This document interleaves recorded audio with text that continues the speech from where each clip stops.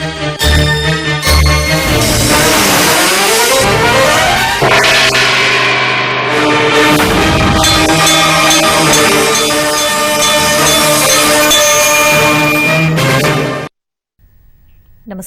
ఘంటారావానికి స్వాగతం. ముందుగా ప్రధాన అంశాలు. ఆదాయ ఉపాధి వనరుగా పర్యాటక రంగాన్ని తీర్చిదిద్దాలన్న సీఎం. పట్టణ గ్రామీణ ప్రాంతాల్లో పెట్టుబడుల ప్రోత్సాహకానికి ఆదేశం. కులగణనను అత్యంత శాస్త్రీయంగా చేసినట్లు సీఎం రేవంత్ వెల్లడి. బీసీలపై కుటిల రాజకీయాలు వద్దంటూ విపక్షాల విమర్శలు. హైదరాబాద్ జూబ్లీహిల్స్ చెక్పోస్ట్ వద్ద కారు బీభత్సం. ఎయిర్ బెలూన్స్ తెరుచుకోవడంతో తప్పిన ప్రాణ నష్టం.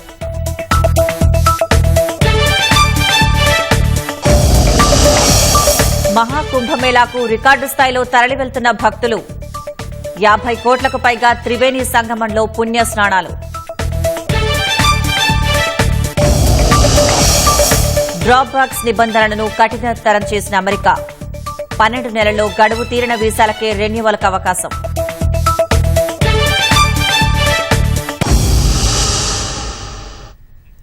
రాష్ట్రానికి ఆదాయంతో ఉపాధి వనరుగా పర్యాటక రంగాన్ని తీర్చిదిద్దాలని అధికారులను ముఖ్యమంత్రి రేవంత్ రెడ్డి ఆదేశించారు.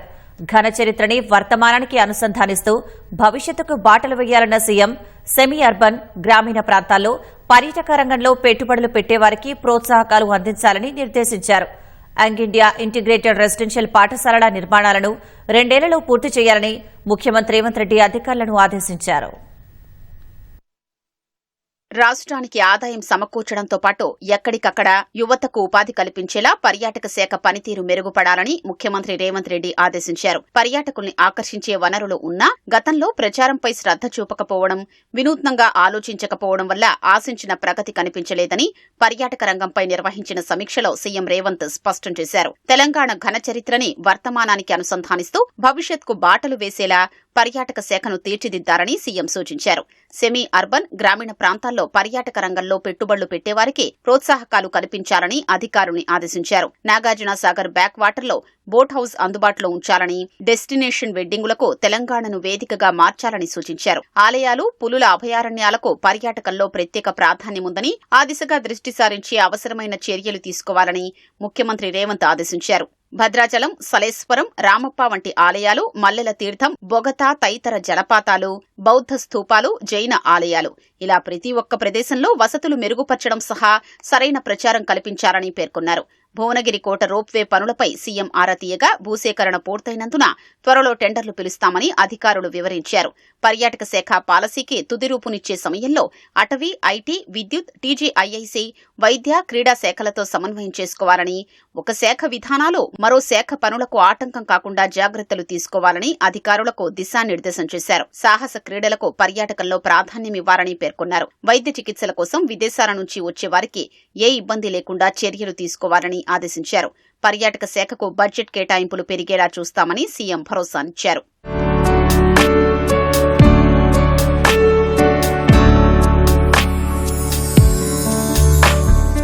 రాష్ట్ర వ్యాప్తంగా 105 అసెంబ్లీ నియోజకవర్గాల్లో చేపడుతున్న యంగ్ ఇండియా ఇంటిగ్రేటెడ్ రెసిడెన్షియల్ పాఠశాలల నిర్మాణాల్ని 2 ఏళ్లలో పూర్తి చేయాలని ముఖ్యమంత్రి రేవంత్ రెడ్డి అధికారుల్ని ఆదేశించారు. హైదరాబాద్లోని కమాండ్ కంట్రోల్ సెంటర్లో విద్యాశాఖ అధికారులతో సమీక్ష నిర్వహించిన ఆయన కొడంగల్, మధిర, హుజూర్నగర్లోని స్కూళ్ల నిర్మాణానికి టెండర్లు పూర్తయ్యాయని, మార్చి 20న పనులు ప్రారంభిస్తామని అధికారులు తెలిపారు. మిగిలిన చోట్ల భూసేకరణ, అనుమతి ప్రక్రియని ఉమ్మడి జిల్లాలకు కేటాయించిన సీనియర్ అధికారులు పర్యవేక్షించారని సీఎం ఆదేశించారు. నియోజకవర్గాల్లో అన్ని ప్రాంతాలకు రాకపోకలు అనువుగా ఉండే ప్రదేశాల్ని పాఠశాలల కోసం ఎంపిక చెయ్యాలని సూచించారు. ప్రస్తుతం 52 చోట్ల స్థలాల్ని గుర్తించారని అధికారులు చెప్పగా పురోగతిపై 10 రోజుల్లో నివేదిక ఇవ్వాలని ప్రభుత్వ ప్రధాన కార్యదర్శి శాంతికుమారిని సీఎం రేవంత్ రెడ్డి ఆదేశించారు. స్థల సేకరణ పూర్తయిన చోట యుద్ద ప్రాతిపదికన పనులు మొదలుపెట్టారని ఆదేశించారు.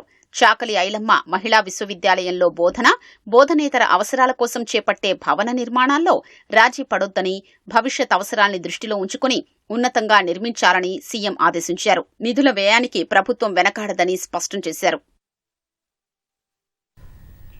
హైదరాబాద్ జూబ్లీహిల్స్ లోని బసవతారకం క్యాన్సర్ ఆసుపత్రిలో పీడియాట్రిక్ ఆంకాలజీ యూనిట్ ను ఆసుపత్రి చైర్మన్ నందమూరి బాలకృష్ణ ప్రారంభించారు. ప్రత్యక్ష ప్రసారం ద్వారా చూద్దాం. ఇన్ఫోసిస్ టీం వచ్చున్నారు. వాడు మన సర్వైకల్ క్యాన్సర్ వ్యాక్సిన్ వాళ్ళు స్పాన్సర్ చేయడం జరిగింది. వాళ్ళకి ఈ సభాముఖంగా ప్రత్యేకంగా నా అభినందనలు, నా కృతజ్ఞతలు తెలియజేసుకుంటున్నాను. వారిని స్ఫూర్తిగా తీసుకుని ఎంతోమంది వస్తున్నారు. మొదటి నుంచి కూడా ఆసుపత్రి దాతల మీద నడుస్తూ ఉంది, నడవబోతుంది. ఇలాగే ఎంతోమంది ఒకరికొకరు పరస్పరంగా ఈ సంపాదించిందే కాకుండా దాని సమాజానికి ఎలా ఉపయోగపడాలి. ఇప్పుడు ఆనాడు నందమూరి తారక రామారావు గారు మరి కళ్ళు మూసుకుంటే కనేది కళ, కళ్ళతో అభినయించేది కళ, నిద్రపోతున్నప్పుడు కనేది కళ, నిద్రపోతున్న సమాజాన్ని మేల్కొల్పేది కళ అని ఆనాడు ఎన్నో విప్లవాత్మకమైన తీసుకురావడం జరిగింది. సో అదే దారిలో మనమందరం కూడా ఆయా స్ఫూర్తిగా తీసుకుని ఏ లక్ష్యంతో అయితే ఈ ఆసుపత్రిని పెట్టామో, ఏ విజన్తో అయితే ఈ ఆసుపత్రిని మనం నెలకొల్పామో దాన్ని మనం ఇలాగే ముందుకు తీసుకెళ్లాల్సిన బాధ్యత, అంటే మనం చేసే సేవలను గుర్తించి ముందుకు భాగస్వాములు కావడం అందరికీ గర్వకారణం అని ఈ సందర్భంగా తెలియజేసుకుంటూ, అలాగే మీ అందరి చేయుత మాకు చాలా విలువైంది. అది కేవలం ఆర్థికపరమైన సహాయం మాత్రమే కాకుండా మీలో ప్రతి ఒక్కరూ క్యాన్సర్ గురించి అవగాహన కలిగించడంలో మాకు తోడ్పడండి. ఎందుకంటే క్యాన్సర్ అవగాహన వల్ల సరైన సమయంలో వ్యాధి గుర్తించి మరియు సరైన సమయంలో చికిత్సను అందించడం, తద్వారా ప్రాణాంతకమైన ఈ క్యాన్సర్ వ్యాధి నుండి బయటపడడంలో ఇది సహాయపడుతుంది. ఇప్పుడు మనం కలిసి నిలబడాల్సిన సమయం, క్యాన్సర్పై ఈ పోరాటాన్ని మనందరం కలిసి ఎదుర్కోవాల్సిన సమయం. మీ సాయంతో క్యాన్సర్పై పోరాటంలో ఒక కుటుంబానికి ఆశను అందించవచ్చు, ఒక చిన్నారి భవిష్యత్తుకు భరోసా అందించవచ్చు. ఈ చిన్నారులకు చికిత్స మాత్రమే కాకుండా ఒక భద్రమైన భవిష్యత్తును ఇవ్వాలి. అందరం కలిసి ముందుకు సాగుదాం, క్యాన్సర్పై ఈ పోరాటాన్ని సాగిద్దాం అని మరోసారి వాగ్దానం చేసుకుంటూ, మరి ఆసుపత్రి రోగుల సంఖ్య పెరుగుతుంది, ఇన్సిడెన్సు, దానికోసం మరి ఆసుపత్రిని దీన్ని మనం ఎక్స్పాన్షన్ కూడా వెళ్ళడం జరుగుతుంది. అలాగే అక్కడ తుళ్ళూరు, అక్కడ కూడా ఆంధ్ర రాష్ట్రంలో మనం ఒక కొత్త ఆసుపత్రిని కూడా ప్రారంభించబోతున్నాం అతి త్వరలో. మరి ఈ యొక్క ఆసుపత్రి యొక్క చేస్తున్న సేవలను గుర్తించి ఎలాగైతే దాతలు ఉన్నారో అలాగే ఇరు రాష్ట్రాల ప్రభుత్వాలకి, మా బ్యాంకర్స్కి అయితేనేమి, లేకపోతే ప్రైవేట్ అండ్ పబ్లిక్ సెక్టార్ పారిశ్రామికవేత్తలకు అయితేనేమి, అందరికీ మా బోర్డు మెంబర్సు అందరూ కూడా, డాక్టర్సు, అలాగే నాన్ మెడికల్ నర్సింగ్ స్టాఫ్, ప్రతి ఒక్కరు కూడా నా కృతజ్ఞతలు తెలియజేసుకుంటే నేను సెలవు తీసుకుంటున్నాను.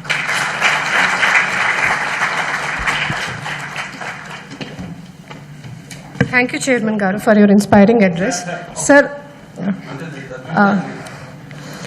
I would like to call upon two of our brave young cancer survivors, Ms. Sahiti Aravinda and Ms. Shivani, and I would request Sir to give them a token of our love. కుల survey పక్కాగా నిర్వహించామని, అందులో చిన్న తప్పు జరగలేదని ముఖ్యమంత్రి రేవంత్ రెడ్డి స్పష్టం చేశారు. ప్రధాని మోదీ, కేసీఆర్లే తప్పుపడుతూ కోల్డ్ స్టోరేజ్లోకి నెట్టే ప్రయత్నం చేస్తున్నారని ఆక్షేపించారు. సీఎం వ్యాఖ్యలపై బీజేపీ, బీఆర్ఎస్ నేతలు ఘాటుగా వ్యాఖ్యానించారు. కులగణన పేరిట కుటిల రాజకీయం చేస్తున్నారని గులాబీ పార్టీ విమర్శించగా, ప్రధానిని విమర్శిస్తే బీసీ సమాజం తిప్పికొడుతుందని కేంద్ర మంత్రి కిషన్ రెడ్డి ఆక్షేపించారు. కులగణన లెక్కలు ఎలాంటి పొరపాట్లకు తావు లేకుండా శాస్త్రీయంగా సర్వే నిర్వహించామని సీఎం రేవంత్ రెడ్డి పునరుద్ఘాటించారు. కులగణనపై బీఆర్ఎస్ చేస్తున్న కుట్రల్లో చిక్కుకోవద్దని ముఖ్యమంత్రి హితవు పలికారు. అలా చిక్కుకున్నారంటే బలహీన వర్గాలు ఇక ఎప్పుడూ బాగుపడలేవని హెచ్చరించారు. కేసీఆర్ కుటుంబం కులగణనలో పాల్గొనకుంటే సామాజిక బహిష్కరణ చేయాలని ప్రజలకు పిలుపునిచ్చారు. ప్రధాని నరేంద్ర మోదీ అసలైన బీసీ కాదన్న రేవంత్, అందులో నిజముంటే వచ్చే జనగణనలోనే బీసీల లెక్క తేల్చాలని సవాల్ విసిరారు. ఆఖరైనా పర్వాలేదు, నా నాయకుడు ఇచ్చిన మాటను నిలబెట్టాలని ముఖ్యమంత్రిగా ఈ రోజు కులగణన చేసిన అంటే ఏ త్యాగానికైనా సిద్ధమయ్యే ఈ రోజు ఈ లెక్కలు పక్కాగా తేల్చిన దొంగ లెక్కలే రాయ మొదలు పెడితే 5% లోపల మా వాళ్ళని ఎందుకు చూపిస్తా, 50% పైగా బీసీలను ఎందుకు చూపిస్తానా, మమ్మల్ని కూడా 15-20% లెక్కలు చూపిస్తుంటే బీసీ ప్రధానమంత్రి అయితే రేపు చేయబోయే జనాభా లెక్కలల్లో బీసీ కులాల జనాభాను కూడా జనాభా లెక్కలనే చేర్చి నీకు చిత్తశుద్ధి ఉంటే లెక్క కట్టు, లెక్క వేసు. ప్రధాని మోదీపై ముఖ్యమంత్రి రేవంత్ రెడ్డి చేసిన వ్యాఖ్యలు అవగాహన రాహిత్యంతో కూడుకున్నవని కేంద్ర మంత్రులు కిషన్ రెడ్డి, బండి సంజయ్ విమర్శించారు. ప్రధాని బీసీనా కాదా అనే అంశంపై సీఎం బహిరంగ చర్చకు రావాలని సవాల్ విసిరారు. వరుస ఎన్నికల్లో ప్రాభవం కోల్పోతున్న కాంగ్రెస్ ను చూసి అసహనంతోనే రేవంత్ రెడ్డి అలా మాట్లాడుతున్నారని ఎద్దేవా చేశారు. బీసీల అభ్యున్నతికి చిత్తశుద్దితో పనిచేస్తున్న నాయకుడిగా ప్రధానికి ప్రజలు బ్రహ్మరథం పడుతుంటే కాంగ్రెస్ జీర్ణించుకోలేకపోతోందని ఆక్షేపించారు. కేంద్ర మంత్రివర్గంలో 27 మంది ఓబీసీలకు, 12 మంది ఎస్సీలు, 8 మంది ఎస్టీలు, 5 మైనారిటీలకు అవకాశం కల్పించిన ఘనత నరేంద్ర మోదీదని గుర్తు చేశారు. మోదీని విమర్శిస్తే బీసీ సమాజమే గుణపాఠం చెబుతుందని స్పష్టం చేశారు. అధికారంలో ఉన్నప్పుడే ప్రధాని కులం ఓబీసీ జాబితాలో ఉందన్న విషయాన్ని ముఖ్యమంత్రి రేవంత్ రెడ్డి తెలుసుకోవాలని బండి సంజయ్ సూచించారు. బీసీ కులగణన తప్పుల నుంచి ఎంత ప్రయత్నించినా దృష్టి మళ్లించడం సాధ్యం కాదన్న విషయాన్ని రేవంత్ తెలుసుకుంటే మంచిదని సూచించారు. కేసీఆర్ ను సామాజిక బహిష్కరణ చెయ్యాలన్న సీఎం రేవంత్ రెడ్డి వ్యాఖ్యలపై మాజీ మంత్రి హరీష్ రావు తీవ్రంగా మండిపడ్డారు. బహిష్కరించాల్సి వస్తే ప్రజల్ని మోసం చేస్తున్న రేవంత్ రెడ్డిని చెయ్యాలని దుయ్యబట్టారు. కులగణన పేరిట కుటిల రాజకీయం చేస్తున్నారన్న హరీష్, స్వరాష్ట్రాన్ని ఆవిష్కరించిన కేసీఆర్ ను బహిష్కరిస్తారా అని ప్రశ్నించారు. సమాజంలో జీవించే హక్కు ఎవరికి లేదో ప్రజల్ని అడుగుదామా అని నిలదీశారు. సీఎం ఇలాగే మాట్లాడితే తమ బహిష్కరణ కాదన్న హరీష్ రావు, రేవంత్ నిష్క్రమణకు సమయం వస్తుందని జోస్యం చెప్పారు. కులగణనపై కాంగ్రెస్లోనే ఏకాభిప్రాయం లేనప్పుడు తెలంగాణ సమాజం ఎలా స్వాగతిస్తుందని మాజీ మంత్రి సబితా ఇంద్రారెడ్డి ప్రశ్నించారు. ప్రజల నుంచి కేసీఆర్ ను దూరం చేయడం ఎవరి తరం కాదని ఆమె తేల్చి చెప్పారు. రాష్ట్రంలో ఉద్యాన పంటల సాగు విస్తీర్ణం పెంపుపై దృష్టి సారించడం సహా రైతులకు డ్రిప్ స్ప్రింక్లర్లను రాయితీపై అందించాలని ఉప ముఖ్యమంత్రి భట్టి విక్రమార్క, వ్యవసాయ శాఖ మంత్రి తుమ్మల నాగేశ్వరరావు అధికారులను ఆదేశించారు. వ్యవసాయ, చేనేత, హస్తకళల శాఖలకు సంబంధించి సచివాలయంలో జరిగిన బడ్జెట్ సన్నాహక సమావేశంలో ఆయా శాఖల అధికారులతో డిప్యూటీ సీఎం భట్టి, మంత్రి తుమ్మల బడ్జెట్ ప్రతిపాదనలపై సమీక్షించారు. లక్షల సంఖ్యలో ఉన్న రైతులు, చేనేత కార్మికుల సంక్షేమానికి ప్రభుత్వం కట్టుబడి ఉందన్న ఉప ముఖ్యమంత్రి, వ్యవసాయ రంగానికి గత బడ్జెట్లో పెద్ద మొత్తంలో కేటాయింపులు చేశామని, ఆ విధానాన్ని కొనసాగిస్తామని తెలిపారు. రైతు భరోసాకు ప్రాధాన్యం ఉంటుందని చెప్పారు. సాధారణ పంటలతో పోలిస్తే ఉద్యాన పంటలతో వచ్చే ఆదాయం 3 రెట్లు ఉంటుందని, రాష్ట్ర ఆర్థిక వృద్ధి కూడా పెద్ద సంఖ్యలో ఉంటుందని మంత్రులు వివరించారు. పూలు, కూరగాయలు, ఆయిల్ ఫామ్ సాగు విస్తీర్ణం పెంచేందుకు చర్యలు చేపట్టాలన్నారు. జలవనరులను సంరక్షించడం సహా డ్రిప్ స్ప్రింక్లర్లను రైతులకు రాయితీపై అందించాలన్నారు. చేనేత కార్మికులకు రాయితీపై నూలు, విద్యుత్ సౌకర్యం వంటి పథకాలు కొనసాగించాలని తెలిపారు. టెక్స్టైల్ పార్కుల అభివృద్ధికి చర్యలు చేపట్టాలని మంత్రులు ఆదేశించారు. అనేక రాష్ట్రాలకు కొత్త ఇన్ఛార్జీలను నియమిస్తూ ఏఐసీసీ అధ్యక్షుడు మల్లికార్జున ఖర్గే నిర్ణయం తీసుకున్నారు. ఎన్నికల్లో వరుస ఎదురు దెబ్బలు తగులుతున్న నేపథ్యంలో సంస్థాగతంగా అనుభవం ఉన్న సీనియర్లను రాష్ట్రాలకు ఇన్ఛార్జీలుగా నియమిస్తూ ఖర్గే పునర్వ్యవస్థీకరణ చేపట్టారు. తెలంగాణకు మీనాక్షి నటరాజన్, ఛత్తీస్గఢ్ మాజీ సీఎం భూపేష్ బఘెల్ను పంజాబ్ ఇన్ఛార్జ్ జనరల్ సెక్రటరీగా నియమించారు. జమ్మూ కశ్మీర్, లద్దాఖ్ జనరల్ సెక్రటరీ ఇన్ఛార్జిగా సీనియర్ ఎంపీ సయ్యద్ నజీర్ హుస్సేన్ను ఎంపిక చేశారు. మాజీ ప్రధాన కార్యదర్శి బీకే హరిప్రసాద్ను హర్యానా, బీహార్కు కృష్ణా అల్లవారు, హిమాచల్ ప్రదేశ్, చండీగఢ్లకు రజనీ పాటిల్, మధ్యప్రదేశ్కు హరీష్ చౌదరి నియమించారు. తమిళనాడు, పుదుచ్చేరికి గిరీష్ చోడంకర్ ఇన్ఛార్జిగా ఎంపికయ్యారు. జార్ఖండ్కు కె రాజు, మణిపూర్, త్రిపుర, సిక్కిం, నాగాలాండ్కు సప్తగిరి శంకర్ ఉలక ఇన్ఛార్జిగా వ్యవహరిస్తారు. ఇతర ప్రధాన కార్యదర్శులు వారి హోదాల్లో కొనసాగుతారని పార్టీ ప్రకటన విడుదల తెలిపింది. కాంగ్రెస్ రాష్ట్ర వ్యవహారాల ఇన్ఛార్జిగా మీనాక్షి నటరాజన్ నియమితులయ్యారు. రాహుల్ గాంధీ బృందంలో ముఖ్య సభ్యురాలిగా గుర్తింపు పొందిన నటరాజన్ను తాజాగా దీపాదాస్ మున్షీ స్థానంలో నియమిస్తూ ఏఐసీసీ ప్రధాన కార్యదర్శి కేసీ వేణుగోపాల్ ఆదేశాలు జారీ చేశారు. రాష్ట్రంలో కాంగ్రెస్ బలోపేతానికి, నాయకుల మధ్య అంతరాలు తగ్గించేందుకు ఆమె రాజకీయ అనుభవం ఉపయోగపడుతుందని అభిప్రాయపడుతున్నారు. మధ్యప్రదేశ్కు చెందిన నటరాజన్ 2009-14 మధ్య మాండసౌర్ లోక్సభ స్థానం నుంచి ప్రాతినిధ్యం వహించారు. 2023 తెలంగాణ అసెంబ్లీ ఎన్నికల్లోనూ మీనాక్షి నటరాజన్ పరిశీలకురాలిగా వ్యవహరించారు. మీనాక్షి నటరాజన్ నియామకం మంచి పరిణామమని పీసీసీ అధ్యక్షుడు మహేష్ కుమార్ గౌడ్, మంత్రి పొన్నం ప్రభాకర్ ఓ ప్రకటనలో తెలిపారు. ఆమె ఇన్ఛార్జిగా రావడం వల్ల పార్టీ మరింత బలోపేతమవుతుందని అభిప్రాయపడ్డారు. ఈ నెల 25, 26న హైదరాబాద్లో నిర్వహించనున్న బయో ఏషియా 2025 సదస్సుకు హాజరు కావాలని కేంద్ర వాణిజ్య పరిశ్రమల శాఖ మంత్రి పీయూష్ గోయల్ను ఐటీ పరిశ్రమల శాఖ మంత్రి శ్రీధర్ బాబు కోరారు. ఢిల్లీలో కేంద్ర మంత్రి పీయూష్ గోయల్ను మంత్రి శ్రీధర్ బాబు ప్రత్యేకంగా కలిసి ఆహ్వానించారు. Life sciences, pharma, health care రంగాలకు చెందిన innovators, policy makers, industry leaders ఈ సదస్సు ద్వారా ఒకే వేదికపైకి తీసుకొస్తున్నామన్నారు. సీఎం రేవంత్ రెడ్డి నేతృత్వంలో రాష్ట ప్రభుత్వం పారిశ్రామిక అభివృద్దికి తీసుకుంటున్న చర్యలను వివరించారు. తెలంగాణలో పెట్టుబడులు పెట్టేందుకు ముందుకొచ్చే పారిశ్రామికవేత్తలకు అందిస్తున్న ప్రోత్సాహకాలను వివరించారు. పారిశ్రామిక అభివృద్దిలో ఇతర రాష్ట్రాల కంటే వేగంగా దూసుకెళ్తున్న తెలంగాణకు కేంద్రం అండగా నిలవాలని విజ్ఞప్తి చేశారు. కరీంనగర్ జిల్లా రుక్మాపూర్, జనగాం జిల్లా స్టేషన్ గన్పూర్ మెగా లెదర్ పార్కులు national industrial corridor development corporation అభివృద్దికి సహకరించాలని కోరారు. ప్రపంచ స్థాయిలో తెలంగాణ బ్రాండ్ ఇమేజ్ ను పెంచేందుకు దోహదపడే ఒసాకా ఎక్స్పో 2025 సదస్సులో పాల్గొనేందుకు సంసిద్దతను వ్యక్తం చేస్తూ అధికారికంగా లేఖను అందజేశారు. బయో ఏషియా సదస్సులో పాల్గొనేందుకు అంగీకరించిన కేంద్ర మంత్రిని మంత్రి శ్రీధర్ బాబు సన్మానించారు. నీళ్ల కోసం మరో పోరాటానికి సిద్దం కావాలని మాజీ మంత్రి బీఆర్ఎస్ ఎమ్మెల్యే హరీష్ రావు పిలుపునిచ్చారు. కాంగ్రెస్ నిర్వీర్యం చేసిన సంగమేశ్వర, బసవేశ్వర ప్రాజెక్టుల సాధన కోసం ఆయకట్టు ప్రాంతాల్లో నిరసన చేపట్టనున్నట్లు తెలిపారు. ఆ ఎత్తిపోతల పథకాలను పూర్తి చేసేదాకా కాంగ్రెస్ ప్రభుత్వాన్ని ఎండగడదామన్న ఆయన జహీరాబాద్, సంగారెడ్డి, నారాయణఖేడ్, ఆందోళ్ నియోజకవర్గాల బీఆర్ఎస్ కార్యకర్తలని సమాయత్తం చేయాలని పిలుపునిచ్చారు. సంగారెడ్డిలో బీఆర్ఎస్ ఎమ్మెల్యేలు, మాజీ ఎమ్మెల్యేలు, ముఖ్య నేతలతో సమావేశమైన హరీష్ రావు 2 ప్రాజెక్టుల సాధన కోసం అనుసరించాల్సిన కార్యాచరణపై చర్చించారు. కాంగ్రెస్ సర్కార్ అధికారంలోకి వచ్చాక సంగమేశ్వర, బసవేశ్వర ఎత్తిపోతల పథకాల పనులు ప్రశ్నార్థకంగా మారాయని, వాటి సాధన కోసం కార్యాచరణ చేపట్టాలని హరీష్ రావును కేసీఆర్ ఆదేశించారు. అందుకు చేపట్టాల్సిన కార్యక్రమాలపై సమావేశంలో చర్చించారు. ప్రభుత్వంలో కదలిక తీసుకొచ్చి ప్రాజెక్టులు పూర్తి చేయించి 4 లక్షల ఎకరాలకు సాగునీరు అందించేందుకు బీఆర్ఎస్ పార్టీ ఆధ్వర్యంలో పోరాటానికి సిద్దమవుదామని హరీష్ రావు పిలుపునిచ్చారు. రేవంత్ రెడ్డి ప్రభుత్వం విద్యారంగాన్ని పూర్తిగా నాశనం చేసే ప్రయత్నం చేస్తోందని బీఆర్ఎస్ నేత ఆర్ఎస్ ప్రవీణ్ కుమార్ ఆరోపించారు. గురుకులాల్లో ప్రతిభా పరీక్ష పెట్టకపోవడం సరికాదని, సీట్లు ఎందుకు మిగులుతున్నాయో ఆలోచించాలని ప్రభుత్వానికి సూచించారు. పేద వర్గాల పిల్లలు చనిపోతున్నా ఆ వర్గాలకు చెందిన ప్రజాప్రతినిధులు ఎందుకు నోరు విప్పడం లేదని ఆయన ప్రశ్నించారు. కేసీఆర్ ఆనవాళ్లను చేర్పే క్రమంలో సీఎం రేవంత్ రెడ్డి గురుకులాలను నాశనం చేస్తున్నారని మండిపడ్డారు. ఇది ముఖ్యంగా తెలంగాణ ప్రజలు గమనించాలి. ఇది ఒక అనెస్థీషియా ఇచ్చి ఆపరేషన్ చేసినట్టుగా, లేకపోతే ఒక మత్తుమంది ఇచ్చి ఒక వ్యక్తిని చంపినట్టుగా తెలంగాణ విద్యాశాఖను, మరి ముఖ్యంగా గురుకుల విద్యాశాఖను పూర్తిగా నాశనం చేస్తుంది రేవంత్ రెడ్డి ప్రభుత్వం. కేసీఆర్ గారి హయాంలో దాదాపుగా 7-8 సంవత్సరాలుగా ప్రతి సీటుకు కూడా 3 అభ్యర్థులు పోటీ పడేవాళ్ళు. 40 నుంచి 45 వేల సీట్లు 5వ తరగతిలో ఉంటే కనీసం 1,50,000 అప్లికేషన్లు వచ్చేవి. ఇప్పటి వరకు 3 సార్లు చివరి తేదీ పొడిగించినప్పటికి కూడా 5వ తరగతి ఎంట్రన్స్ ఎగ్జామినేషన్కు కేవలం 80,000 అప్లికేషన్లే వచ్చినాయి. తెలంగాణ ప్రజలు గుర్తించాలి.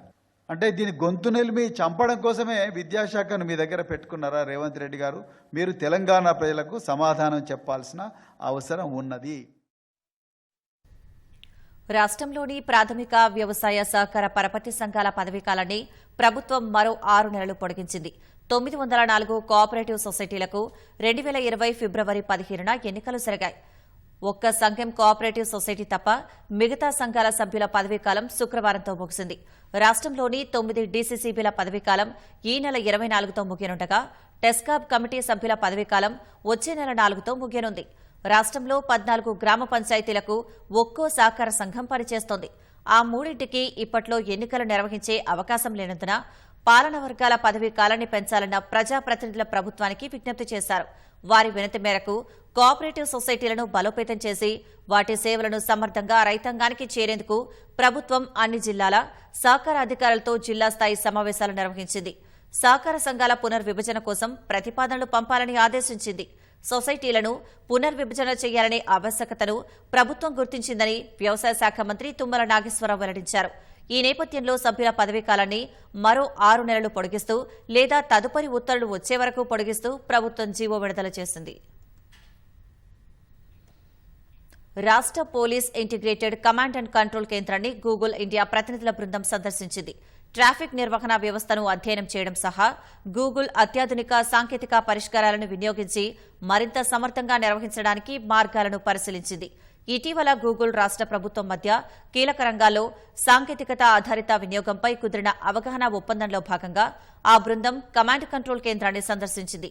కమాండ్ కంట్రోల్ కేంద్రం కార్యకలాపాలపై గూగుల్ ప్రతినిధి బృందానికి Hyderabad police commissioner CV Anand వివరించారు.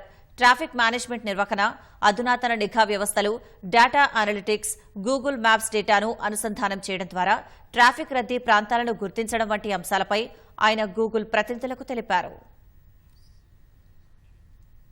ఉత్తరప్రదేశ్లోని మీర్జాపూర్ ప్రయాగ్రాజ్ జాతీయ రహదారిపై బస్సును ఓ వాహనం ఢీకొనడంతో 10 మంది ప్రాణాలు కోల్పోయారు, 19 మంది గాయపడ్డారు.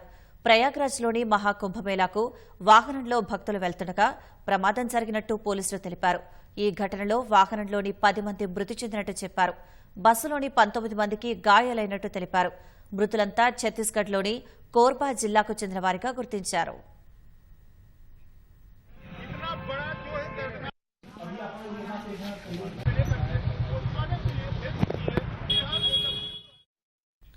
హైదరాబాద్ జూబ్లీహిల్స్ చెక్పోస్ట్ వద్ద కారు బీభత్సం సృష్టించింది. ట్రాఫిక్ పోలీస్ బూత్ దిమ్మల్ని అతివేగంతో ఢీకొట్టింది. దీంతో కారు టైరు, ఆయిల్ ట్యాంకర్ పగిలిపోయింది. మధ్యమత్తులో కారు డ్రైవింగ్ చేసి ఉంటాడనే అనుమానాలు వ్యక్తమవుతున్నాయి. ఎయిర్ బెలూన్స్ తెరుచుకోవడంతో డ్రైవర్ కారు దిగి పరారయ్యాడు. సంఘటనా స్థలానికి చేరుకున్న జూబ్లీహిల్స్ పోలీసులు కేసు నమోదు చేసుకుని దర్యాప్తు చేస్తున్నారు. ప్రయాగ్రాజ్లో కొనసాగుతున్న మహాకుంభమేళాకు రికార్డు స్థాయిలో భక్తులు తరలి వెళ్తున్నారు. శుక్రవారం సాయంత్రానికి 50 కోట్లకు పైగా భక్తులు త్రివేణి సంగమంలో పుణ్య స్నానాలు ఆచరించినట్లు ఉత్తరప్రదేశ్ ప్రభుత్వం వెల్లడించింది. మానవ చరిత్రలో ఏ మతపరమైన, సాంస్కృతిక లేదా సామాజిక కార్యక్రమంలోనూ ఈ స్థాయిలో ప్రజలు పాల్గొనలేదని తెలిపింది. శుక్రవారం ఒక్కరోజే సాయంత్రం 6 గంటల వరకు 92 లక్షల మంది భక్తులు పవిత్ర స్నానాలు చేశారని వెల్లడించింది. భారత్, చైనా మినహా అన్ని దేశాల జనాభాను ఈ సంఖ్య దాటవేసిందని పేర్కొంది. ఈసారి కుంభమేళాకు 45 కోట్ల మంది రావచ్చన్న యూపీ ప్రభుత్వ అంచనాలను మించి భక్తులు వచ్చారు. జనవరి 29న మౌని అమావాస్య రోజు 8 కోట్ల మంది ప్రయాగ్రాజ్కు వచ్చినట్లు యూపీ ప్రభుత్వం పేర్కొంది. అమెరికా వీసాను పునరుద్దరించుకోవాలని అనుకుంటున్న వారికి చేదు వార్త. వీసాల పునరుద్దరణ కోసం తీసుకొచ్చిన డ్రాప్ బాక్స్ నిబంధనలను అమెరికా కఠినతరం చేసినట్లు తెలిపింది. ఇకపై ఈ విధానం కింద గత 12 నెలల్లో గడువు తీరిన వీసాలను మాత్రమే ఇంటర్వ్యూ లేకుండా రెన్యువల్ చేసుకునే అవకాశం ఉంటుంది. అంతకుముందు 48 నెలల కాలానికి ఈ సదుపాయం అందుబాటులో ఉండేది. తాజాగా నిబంధనలను తక్షణమే అమల్లోకి తెచ్చినట్లు సమాచారం. దీనిపై అధికారికంగా ఎలాంటి ప్రకటన వెలువడనప్పటికీ ఇప్పటికే వీసా దరఖాస్తు కేంద్రాల్లో కొత్త నిబంధనలను అమలు చేస్తున్నట్లు వార్తలు వస్తున్నాయి. తాజా నిబంధనలతో H-1B వీసా సహా B-1, B-2 వంటి నాన్ ఇమిగ్రెంట్ వీసాదారుల దరఖాస్తులు వీసా పునరుద్దరణ కోసం సుదీర్ఘకాలం వేచి చూడాల్సిన పరిస్థితి నెలకొనే అవకాశం ఉంది. ఇప్పటికే ఢిల్లీ, ముంబై వంటి నగరాల్లో B-1, B-2 వంటి వీసా దరఖాస్తుదారులు ఇంటర్వ్యూ, అపాయింట్మెంట్ కోసం 440 రోజులకు పైగా నిరీక్షిస్తున్నారు.